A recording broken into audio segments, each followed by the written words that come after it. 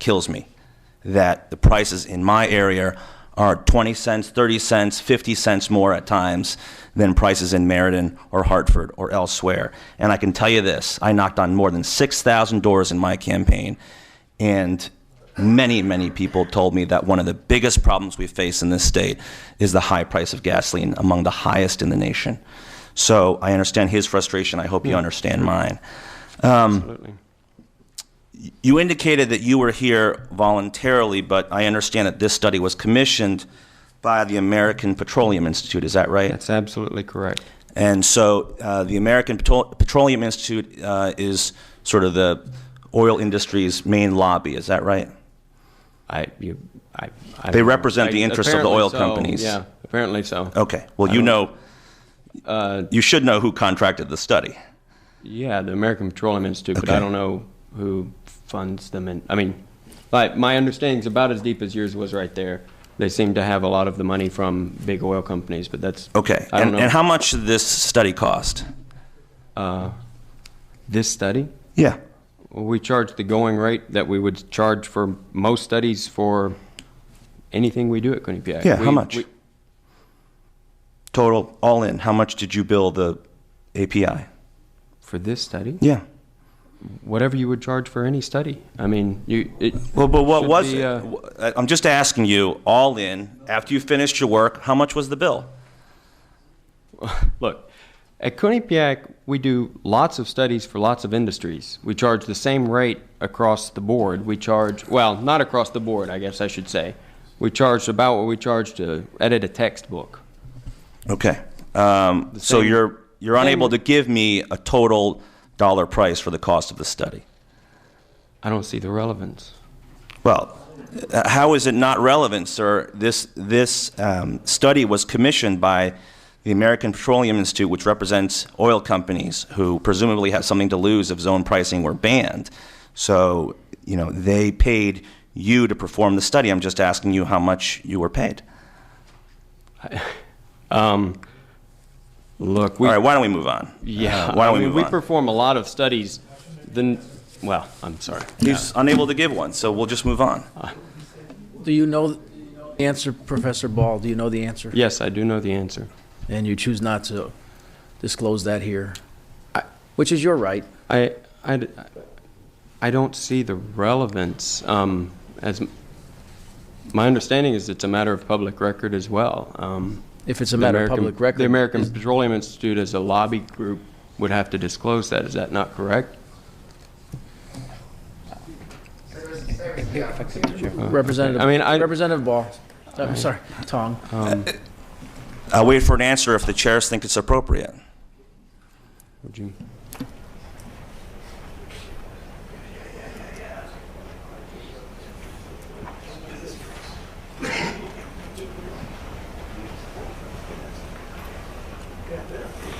Representative Fontana. Thanks, Mr. Chairman. Just for the purposes of clarification. Professor Ball, you're free to see or not see the relevance of Representative Tong's question. I think from our perspective, we determine what's relevant to our deliberations. Okay. You're free to answer or not answer. Right. If the amount of money is on the public record, I shouldn't see why you couldn't disclose it. If it's not on the public record or we're unclear as it's in the public record, you can say that and not disclose it. Okay. But Representative Tong will determine the relevance of questions, and you're free to answer or not answer from my Okay. perspective. Thank you. Thank you, Mr. Chairman. Thank you, sir. I don't mean any disrespect. The effects of zone pricing are the same whether or not you know the cost of the study or not. In that sense, I meant it as irrelevant. The effects of banning zone pricing will be the same whether you know the cost of the study or not. That's why I don't see it as relevant. Would you like to know exactly? Yes, sir. $40,000. Okay, thank you. And it's my understanding that you indicated, or I'm actually looking at the testimony, the written testimony of Mr. Gavayan, who testified earlier, and he indicated that this, actually I'm looking at your executive summary on page 1. Do you have a copy of that in front of you? Yes. And the last paragraph on the first page, it says, this study is the first empirical study of zone gasoline pricing. Is that right? In the state of Connecticut. Yes, it's definitely the first one we could find anywhere, because our first job was to go out and try to find any study we could find, most of them through the Federal Trade Commission. But that's correct. But empirically, as an empirical matter, you did not have the opportunity to study a world in which there is no zone gasoline pricing. Is that right? That's absolutely correct. Right, because zone gasoline pricing has never been banned in the United That's States. absolutely correct. So you're unable to observe the very condition that would result as the result of a ban on zone pricing. No, that's not correct. How so? All right. So one of the studies we did look at is an experimental study commissioned by the Federal Trade Commission. Today in economics, you use experimental studies to determine the effects of laws on a market. We used them in the collapse of the Soviet Union. We used them prior to setting up stock exchanges throughout the region, for example. You would use an experimental study to determine the accurate laws and effects of those laws on, say, the price that you would get if you auctioned off in privatizing industries. So we use experimental studies across the board. We used an experimental study from the Federal Trade Commission's website where the direct effects of zone pricing were studied, and they replicate the conditions that would be in an economy that had banned zone pricing. It's absolutely correct what you said, that there is, because no one's banned zone pricing, there's no data on from a state or a. So I just wanted to clarify that we did use the experimental study, which does look at the conditions of that effect. Which is why the study you would call experimental. Correct. Because it's not based on actual data collected from a condition or system in which, or economy in which, zone gasoline pricing does not exist. Correct. And in that way, it's theoretical, isn't that right? Interesting. Okay, I guess, if you want to put it that way, sure. And this is the study from the FTC of Mr. Deck and Mr. Wilson. Mm-hmm. Yes. Yeah. And did you communicate with them about their study? About their study? Yeah. No. Did you review their data? Yeah, we have the full report. Well, we don't have.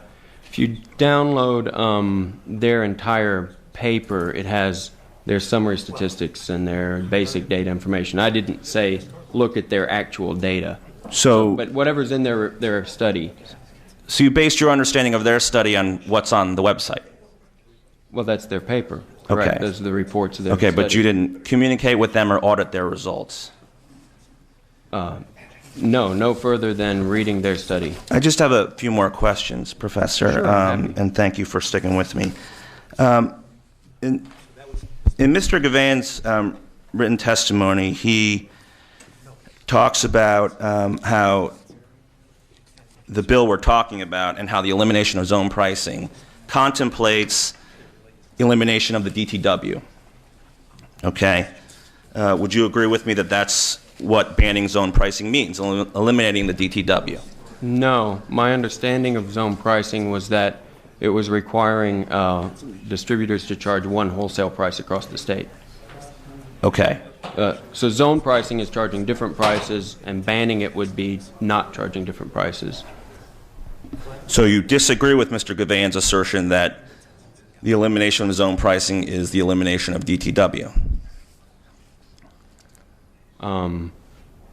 I would have to see what he said. Okay.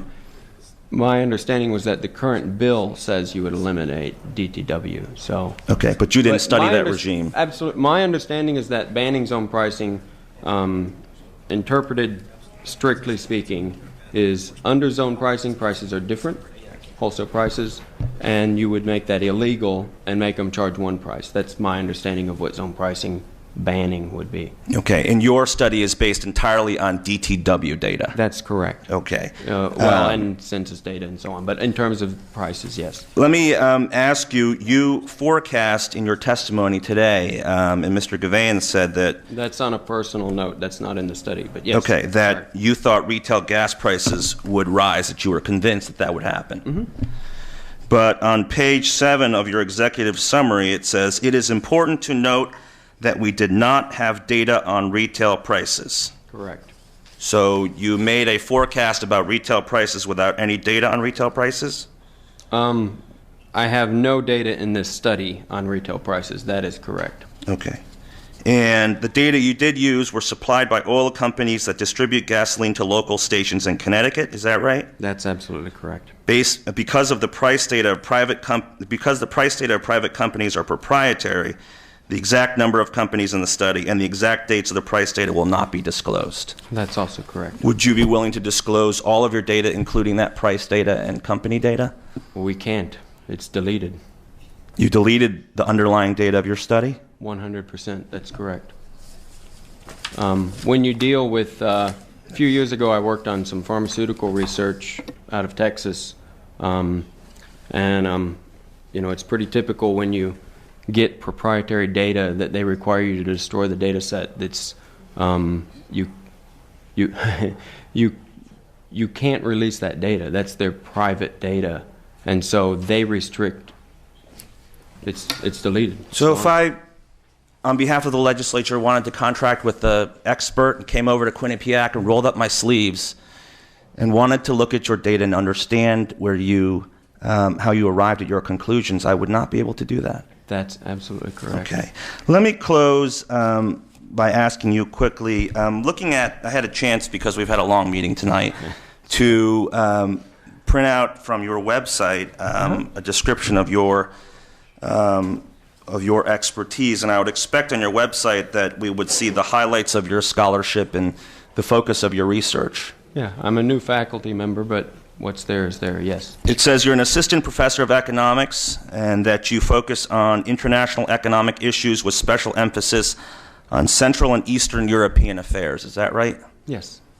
And also your current research deals with international debt, monetary policy, and exchange rate regimes in emerging and developed economies worldwide. Correct. It does not indicate, however, that you have done any significant research or scholarship in energy or the energy market pricing. That's correct. Okay. Right. You will find I've done research on airlines, and I've done research in graduate school on pharmaceutical pricing. But that's correct. And Professor Gias assisted you in this Yes. study, and I'm looking at his credentials, and it indicates that he focuses on research in sports economics, health economics, and the economic effects of advertising. Is that right? If that's on his site, Okay. I suppose so. I don't see any mention there, I'll tell you, of market pricing or gas prices or the energy market. I just also want to point out that Professor Rafferty is also part of the study, is he not? That's correct. And he, it says, is available to discuss monetary policy and the long-run effects of business cycles, without, frankly, any other description of areas of expertise, and that doesn't indicate any expertise in market pricing or the energy market. You're not a law school professor, is that right? No. Okay, but as an economist, you're familiar with basic antitrust principles. And in zone pricing, different prices are charged to different people. Is that right? That's correct. And so it's possible that we have a regime in which there's price discrimination. What do you mean by price discrimination? That a price is unlawfully charged for one customer vis-a-vis another. I would assume you could have that anywhere. Okay, but did that occur to you? In this case, no. I mean, all you know when you look at the prices is that they're different across the zones. Did you consult a law school professor at Quinnipiac about the possible anti-competitive effects of zone gasoline pricing? No. We consulted studies from the Federal Trade Commission site, as well as from the American Economic Review. So we consulted the literature on zone pricing as we could find it. I mean, thank you, Professor. Thank you for being here tonight. Yeah. Thank you, Mr. Chairman. Thank you. Thank you, sir. Any other questions?